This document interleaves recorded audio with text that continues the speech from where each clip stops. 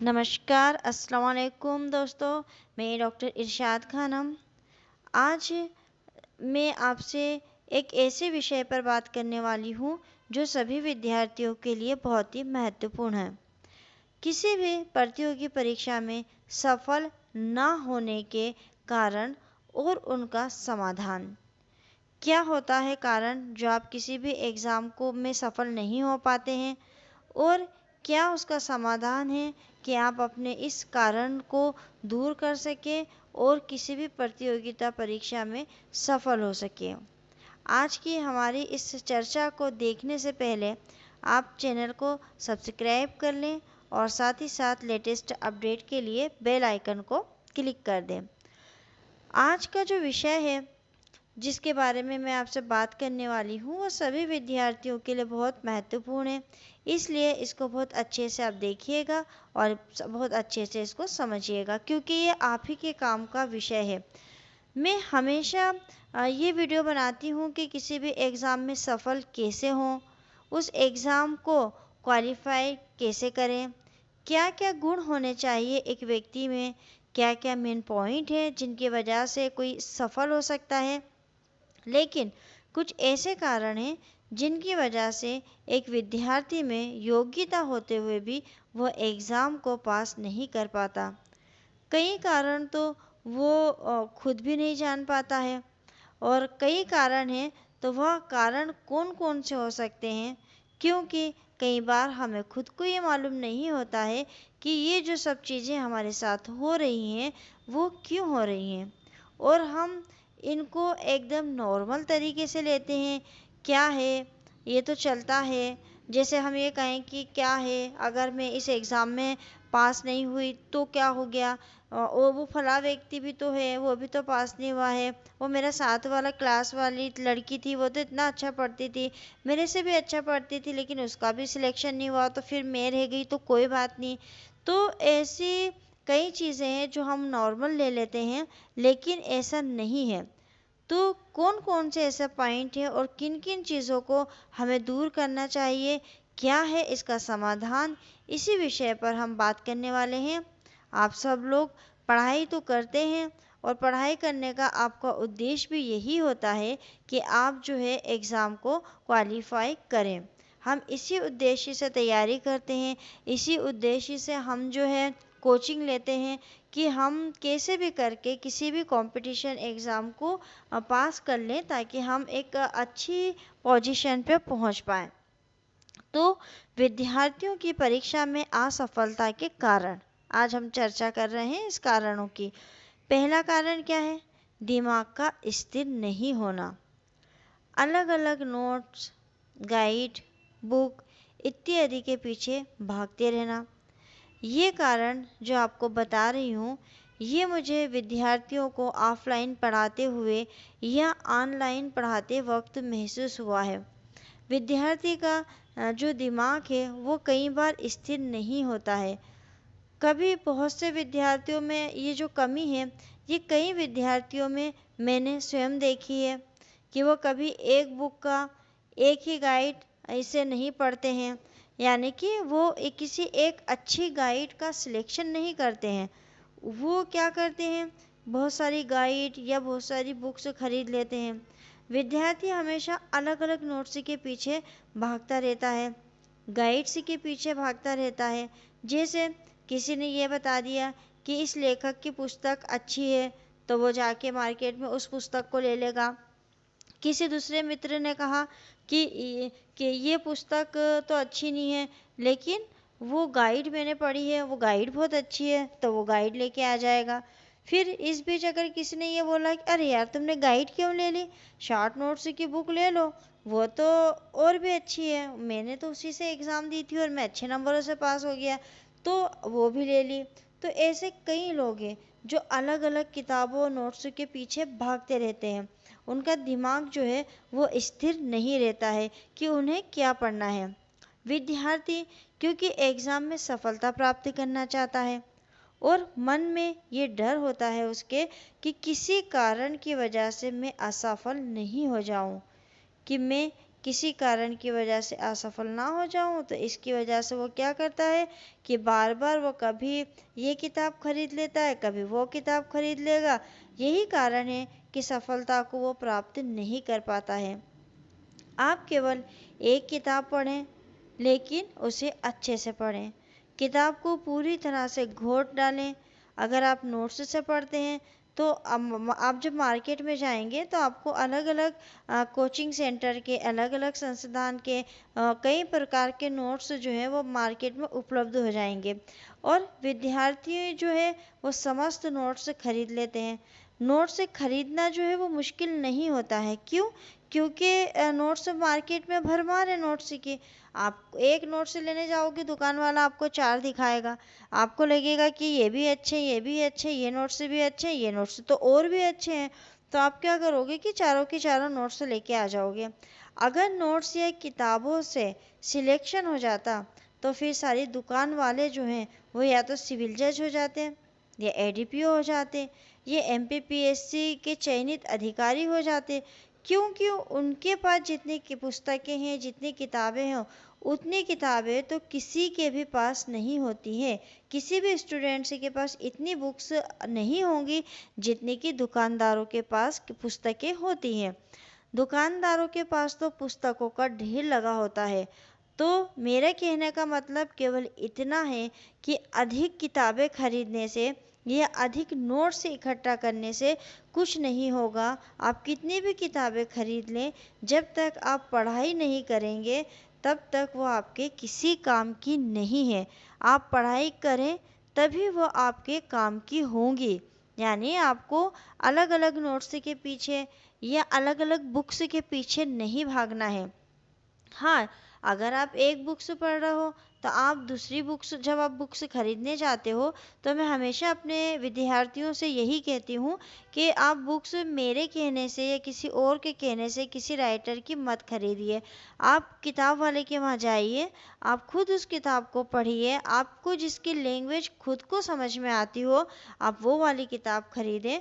और सबसे मेन बात यह है कि पढ़ाई अगर आपने अच्छे से करी, आपने एक ही किताब ली, जैसे मान लीजिए कॉन्स्टिट्यूशन की अगर हम बुक की बात करें, आपने अलग अलग राइटर की ना लेते हुए केवल जय नारायण पांडे की ही बुक ले ली और उनकी बुक को ही बहुत अच्छे से पूरा पढ़ लिया, पूरा घोट लिया। आर्टिकल 21 के सारे आपने केसेस याद कर लिए हैं, मूल अधिकार सारे याद कर लिए, राष्ट्रपति उपराष्ट्रपति के सारे आपने अनुच्छेद याद कर लिए। तो 10 किताबों की बजाय अगर आप एक किताब में से भी अच्छे से उसको पढ़ लेंगे, समझ लेंगे, तो आपके लिए वह भी पर्याप्त होगा। सेकंड असफलता का कारण सीखने की प्रवृत्ति नहीं होना। इंसान में जिज्ञासा का न होना असफलता का एक बहुत बड़ा कारण है। सफल होने के आपके मन में जिज्ञासा होनी चाहिए, कोई नई चीज़ को सीखने की लगन ज़रूरी होती है। भटकाव एक अलग चीज़ हो जाती है कि ये भी पढ़ लो, वो भी पढ़ लो, ये नोट्स देख लो, वो नोट्स ले लो, ये बुक देख लो, वो बुक ले लो। ये जो है ये सीखने की प्रवृत्ति नहीं होती है, बल्कि ये भटकाव है। इतने सारी नोट्स या किताबों को खरीदना जो है ये एक भटकाव है, आदमी से भटकता रहता है। परंतु सीखने की प्रवृत्ति विद्यार्थियों में होना बहुत ही ज़रूरी है। इससे ये अर्थ निकलता है कि किसी भी व्यक्ति को ये नहीं मानना चाहिए कि उसको सब आता है। चाहे शिक्षक हो, चाहे एक विद्यार्थी हो, दोनों के लिए ये स्थिति बहुत ही खतरनाक होती है। अगर मैं ये सोच लूँ कि एक शिक्षक होने के नाते अगर मैं ये सोच लेती हूँ कि मुझे तो सब आता है, मुझे कुछ भी पढ़ने की ज़रूरत नहीं है, तो मेरे लिए ये बहुत ही खतरनाक बात होगी। क्योंकि एक लॉ की फील्ड जो है वो ऐसी है कि हर बार इसमें कुछ नया अपडेट आता है, नई चीज़ें आती हैं, नई बातें आती हैं, जो कि मुझे जानना बहुत ही ज़रूरी है एक शिक्षक के तौर पर। एक विद्यार्थी के रूप में आप अगर ये सोचते हैं कि आपको सब आता है, तो भी ये आपके लिए भी खतरनाक है। क्योंकि विद्यार्थी में जब तक सीखने की, मैं हमेशा अपनी क्लास में ये बात अपने विद्यार्थियों से कहती हूँ कि जब तक आपके मन में क्यों, क्या, कहाँ, ये शब्द नहीं आपके दिमाग में आएंगे, तब तक आप कोई भी नई चीज़ को नहीं सीख सकते कि अगर ये बात कही है तो क्यों कही है, अगर ये एक्ट की इस अनुच्छेद की जगह या इस धारा के जगह किसी नई धारा को ऐड किया गया है तो क्या कारण है, क्यों ऐड किया गया है। तो जब तक आपके दिमाग में क्वेश्चन नहीं आएगा, तब तक आप में सीखने की प्रवृत्ति नहीं आएगी। हमें सब आता है, अगर आपने ये सोच लिया तो फिर इसका मतलब आपको कुछ नहीं आता है। एक विद्यार्थी के लिए ये बहुत ही महत्वपूर्ण है कि उसके सीखने की जो जिज्ञासा है वो कभी ख़त्म नहीं होनी चाहिए। तीसरा, अपने शिक्षक पर विश्वास नहीं करना। एक सबसे बड़ी वजह ये भी है कि कई बार इस विद्यार्थी होते हैं जो अपने शिक्षकों पे विश्वास नहीं करते। देखिए, मैं ये नहीं कहती कि सारे शिक्षक बहुत अच्छा पढ़ाते हैं, मैं ये भी नहीं कहती कि सारे शिक्षक जो हैं वो बहुत ख़राब पढ़ाते हैं। हाँ, कुछ एक शिक्षक होते हैं जिनकी शायद पढ़ाने का तरीका आपको समझ में ना आए। कुछ शिक्षक होते हैं जो बिना नॉलेज के ही पढ़ाते हैं, मतलब उनका खुद के कन्फ्यूज़न दूर नहीं होते हैं और वो बच्चों को पढ़ाने लगते हैं। और उस कंडीशन में कई बार सब, क्योंकि आप जब लोग पढ़ते हो तो आपके लिए तो जो शिक्षक है वो आदर्श होता है और जो शिक्षक ने पढ़ाया वो आपके लिए सही होता है। परंतु मैं फिर भी कहती हूँ कि अगर कोई भी शिक्षक या मैं भी अगर पढ़ा रही हूँ तो एक बार आप लोग बुक्स भी ज़रूर देख लिया करें। लेकिन इसका अर्थ ये नहीं है कि आप शिक्षक पर विश्वास ना करें। और ऐसा नहीं है कि सभी विद्यार्थी अपने शिक्षक पर विश्वास नहीं करते, पर कुछ विद्यार्थी ऐसे होते हैं जो शिक्षकों पर भरोसा नहीं करते। वो तर्क कुतर्क करने लग जाते हैं, बहस करने लग जाते हैं। ये अगर ये सब ना करें तो भी वो अपने शिक्षक पर विश्वास नहीं करेगा।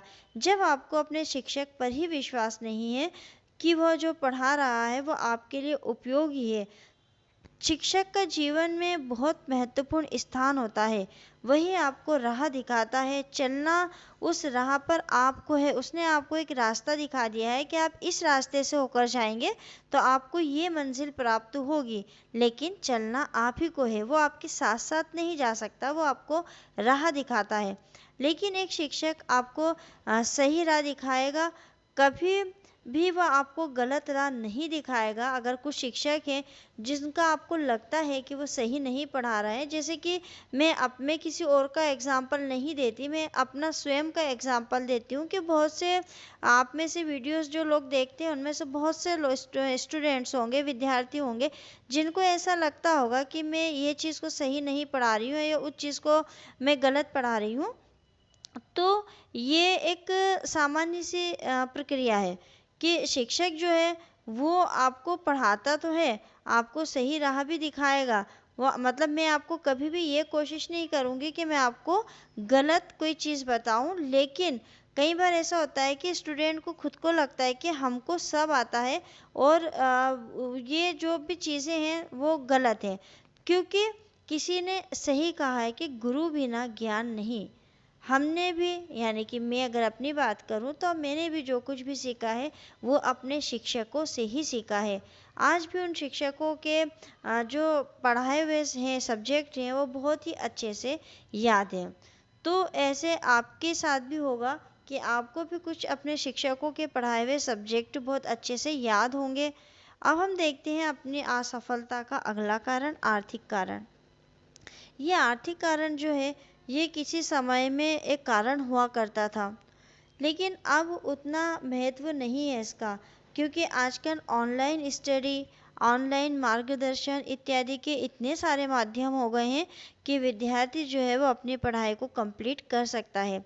अभी ऑनलाइन का माहौल चल रहा है, यानी कि कोविड की वजह से अभी लगभग सब चीज़ें ऑनलाइन है।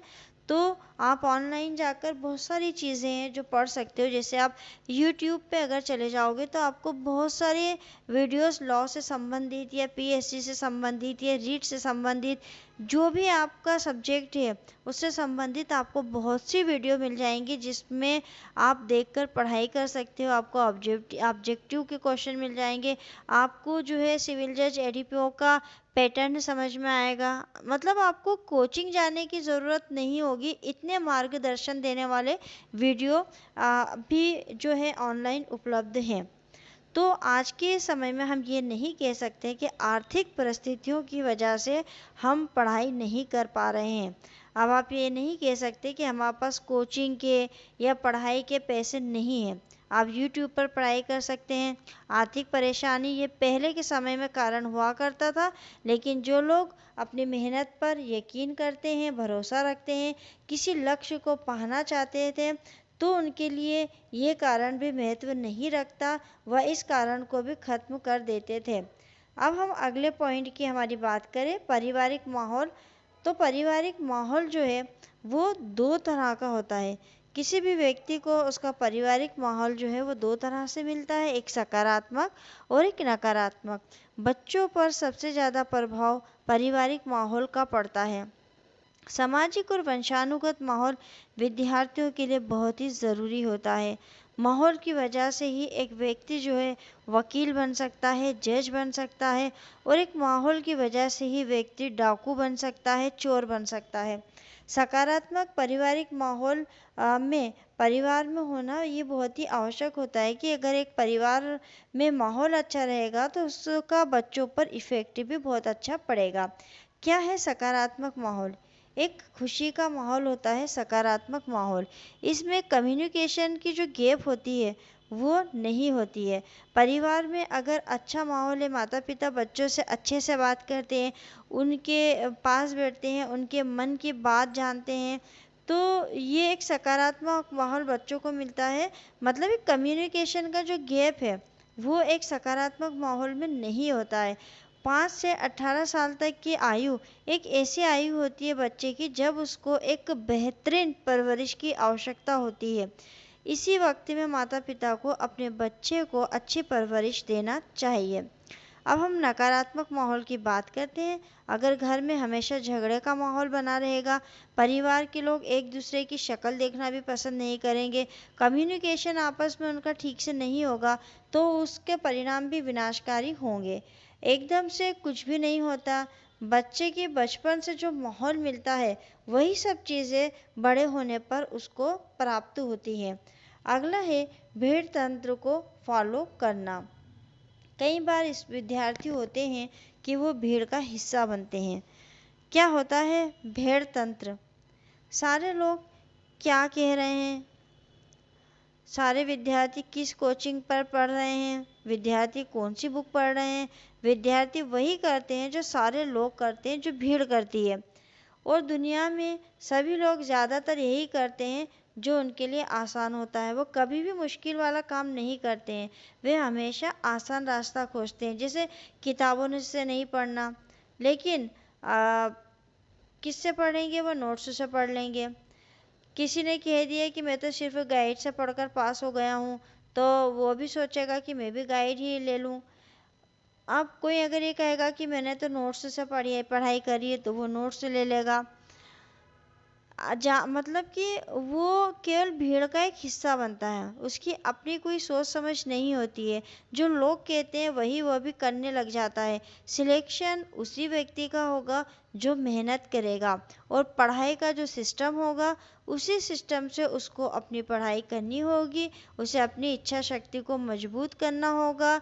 दिल किस तरफ जा रहा है ये ना देखे, गाइड करना यानी किसी की नकल करना बहुत ही आसान है। किसी व्यक्ति को गाइड करना भी बहुत आसान है, लेकिन अगर आप किताब पढ़ेंगे तो वो आपको थोड़ी सी मुश्किल तो लगेगी, लेकिन वही आपको सफलता दिलाएगी। आप गाइड से ना पढ़ें, आप बुक्स से पढ़ें। जैसे कि लाइफ का कोई शॉर्टकट नहीं होता है, वैसे ही आपकी सफलता का कोई शॉर्टकट नहीं है।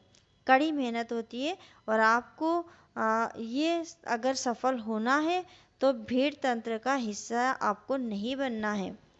और अगला हमारा है स्वयं पर विश्वास नहीं करना। कई विद्यार्थी हैं जो कि अपने ऊपर विश्वास नहीं करते हैं। अधिकतर विद्यार्थियों को स्वयं पर विश्वास नहीं होता है कि उनका सिलेक्शन हो जाएगा। वो पढ़ाई तो अच्छे से करते हैं, लेकिन फिर भी खुद पर विश्वास नहीं कर पाते हैं कि वह किसी एग्ज़ाम को क्रैक कर लेंगे। सफल मतलब सफलता प्राप्त होना या ना होना ये आपके हाथ में नहीं है, लेकिन आपको मेहनत तो करनी होगी। अगर आप मेहनत नहीं करेंगे तो आप फल कैसे प्राप्त करेंगे। गीता में भगवान श्री कृष्ण ने कहा है कि आप कर्म करें, फल की चिंता ना करें। आपके हाथ में केवल कर्म करना है। तो आपको खुद पर विश्वास करना होगा, मेहनत करनी होगी, उसका फल चाहे जो भी हो, खुद पर ही विश्वास करना होगा कि हम सफल होंगे। आपको क्या पता कि ईश्वर, अल्लाह, भगवान आपसे क्या चाहता है। आपको एडीपीओ ना बनाकर सिविल जज बना दे, सिविल जज ना बनाकर एडीजे बना दे, ये आपको कॉलेज का प्रोफेसर ही बना दे, तो हम नहीं जानते हैं कि ऊपर वाला हमारे लिए क्या सोचकर बैठा है। लेकिन ये अवश्य जानते हैं कि अगर हमने मेहनत करी है तो उसका फल हमें किसी न किसी रूप में अवश्य प्राप्त होगा। आपकी मेहनत का फल क्या है ये तो ऊपर वाला बेहतर जानता है और वही आपको फल देगा। हमारा काम केवल इतना है कि हम अपना कर्म करें और हमें ये विश्वास करना पड़ेगा कि हम किसी भी प्रतियोगी परीक्षा में पास हो जाएंगे और इसके लिए आपको मेहनत करनी होगी। मेहनत ही आपको ये विश्वास दिलाएगी कि आप कामयाब हो जाएंगे। फिर है आलोचना या नकारात्मक कमेंट्स से प्रभावित होना। कुछ विद्यार्थी बहुत ही भावुक होते हैं, सेंसिटिव होते हैं और लेकिन वो मेहनती भी होते हैं। अगर उनके घर वाले ने या बाहर वालों ने कोई नकारात्मक शब्द कह दिया या उनकी आलोचना कर दी तो वो दिल को उनको छू जाती है। जैसे मेरी एक फ्रेंड है, उसका सिविल जज में सिलेक्शन नहीं हो पाया, मतलब वो प्री निकाल ली, मेन निकाल ली, लेकिन इंटरव्यू से वापस आ गई। पर उसकी फैमिली के लोगों ने, जान पहचान वाले के लोगों ने उसकी मेहनत पे तो उसको कुछ नहीं कहा, लेकिन एक कमेंट्स के रूप में बहुत सारी चीज़ें कह दी कि कोई बात नहीं, तुम्हारा नहीं हुआ तो अगली बार हो जाएगा, फिर से परीक्षा दे देना, ये परीक्षा तो बार बार आती है, ये है वो है, और ऐसे अगर तुमने ऐसे किया होगा इसलिए तुम परीक्षा में पास नहीं हुई हो, आंसर में तुमने ये गलती की होगी। मतलब कि लोग जो है ना वो या तो आलोचना करते हैं, नकारात्मक कमेंट्स करते हैं। तो आपको इससे प्रभावित नहीं होना है। अगर पहली बार सफलता नहीं मिली है तो ऐसा नहीं है कि आपको अगली बार नहीं मिलेगी, आप मेहनत करते रहें।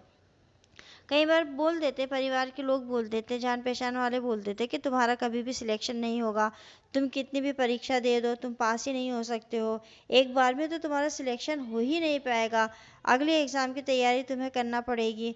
तो इन आलोचनाओं, नकारात्मक कमेंट से आप आहत हो जाते हैं, जो विद्यार्थी हैं वो आहत हो जाते हैं और उन्हें ऐसा लगने लगता है कि वे किसी भी प्रतियोगी परीक्षा के लायक नहीं है। तो मेरा ऐसे सभी विद्यार्थियों से ये अनुरोध है कि वो ऐसे नकारात्मक और आलोचनात्मक व्यक्तियों से दूर रहें और ऐसे नकारात्मक, आलोचनात्मक स्वभाव वाले व्यक्तियों से दूरी बनाकर रखें। इनसे प्रभावित होकर अपनी पढ़ाई को प्रभावित ना करें। तो दोस्तों, आज का हमारा जो विषय था ये सारी प्रतियोगी परीक्षाओं के विद्यार्थियों के लिए था और मैं ये उम्मीद करती हूँ कि ये वीडियो आपके लिए बहुत ही उपयोगी साबित होगा। तो मिलते हैं अगले वीडियो में एक नए विषय और एक नए टॉपिक के साथ, परंतु उसके पहले वीडियो को लाइक कर दीजिए, कमेंट्स कर दीजिए, अधिक से अधिक शेयर कर दीजिए। शुक्रिया, धन्यवाद।